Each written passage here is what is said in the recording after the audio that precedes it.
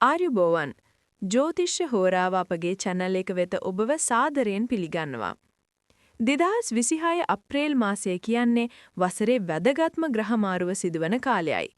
සූර්යයා මීන රාශියේ සිට මේෂ රාශියට සංක්‍රමණය වෙමින් අලුත් අවුරුද්ද උදාවන මේ කාලවකවානුවේ ග්‍රහලොව බලවතුන් වන සෙනසුරු, රාහු සහ ගුරු සිටින පිහිටීම් අනුව ඔබේ සෞඛ්‍යයට එල්ල විය හැකි බලපෑම් ගැන අද අපි කතා කරමු. ඊට කලින් පුංචි මතක් කිරීමක් කරන්න ඕන. අපිව තවම subscribe කරලා නැත්නම් අපිව subscribe කරන්න කියලාත් ආදරෙන් මතක් කරනවා. දැන් අපි යමු අද වීඩියෝ එකට. මේ මාසයේ විශේෂයෙන්ම මීන ලග්න හිමියන් දැඩිව සැලකිලිමත් විය යුතුයි.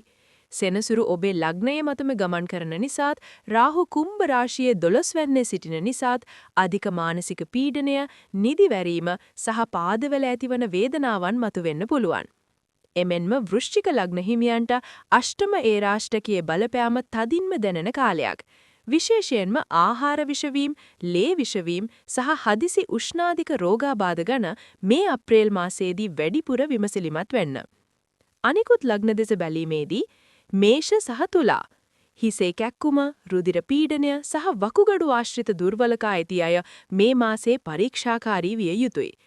කටක සහ සිංහ පපුවේ සෙම් ගතිය සහ හෘද ස්පන්දනය වේගවත් වීම වැනි තත්වයන් මතුවිය හැකි. අවුරුදු උත්සව සමයේ අධික වෙහෙස ඔබට අහිතකර වෙන්න පුළුවන්.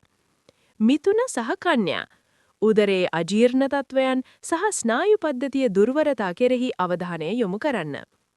2026 අලුත් අවුරුද්ද චාරිත්‍ර ඉටු කිරීමේදී සෞඛ්‍ය ගැනත් හිතන්න. අප්‍රේල් මාසයේ පවතින දැඩි උණුසුම් කාලගුණයත් සමග ජලය වැඩිපුර පානය කිරීමත් ශරීරයේ සිසිල් කරන ආහාර ලබා ගැනීමත් මේ අපල තත්වයන් පාලනය කරගන්න උදව් වෙනවා. විශේෂයෙන්ම සෙනසුරු සහ රාහු අපල ඇති අය නිල් සහ කළු වර්ණ භාවිතය අවම කර ලා පැහැති වර්ණ භාවිතයට හුරුවන්න.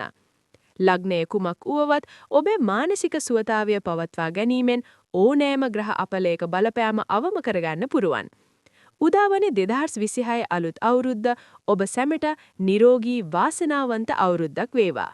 මේ වගේ තවත් වීඩියෝ බලන්න අපේ channel එක subscribe කරන්න අමතක කරන්න එපා.